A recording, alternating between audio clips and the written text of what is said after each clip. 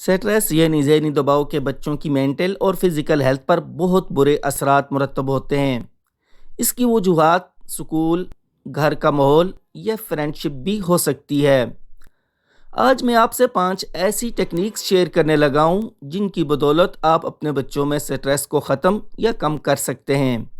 Number 1، نیند۔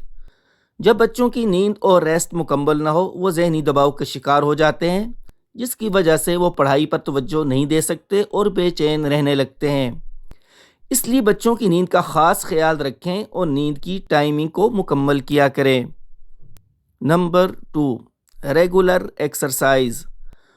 ورزش بچوں کی ذہنی اور فزیکل ہیلتھ کے لیے نہایت ہی ضروری ہے۔ بچوں کو ذہنی پرسکون رکھنے کے لیے ان میں ریگولر ایکسرسائز کرنے کی عادت ڈالیں اور کھیل کے مواقع فراہم کرتے رہا کریں۔ Number 3، balance diet.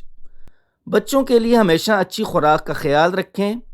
اچھی اور بیلنس خوراک بچوں کو ایکٹیو اور ہمیشہ ہیلدی رکھنے کے لیے اہم کردار ادا کرتی ہے۔ نمبر 4، ذہنی دباؤ کی وجوہات کو تلاش کرنا۔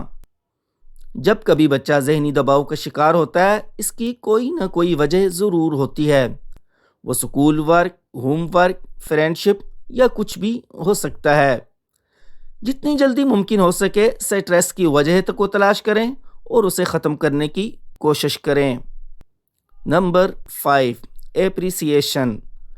بچوں کی چیزوں، تھاٹس اور خیالات کو ہمیشہ رسپیکٹ دیا کریں۔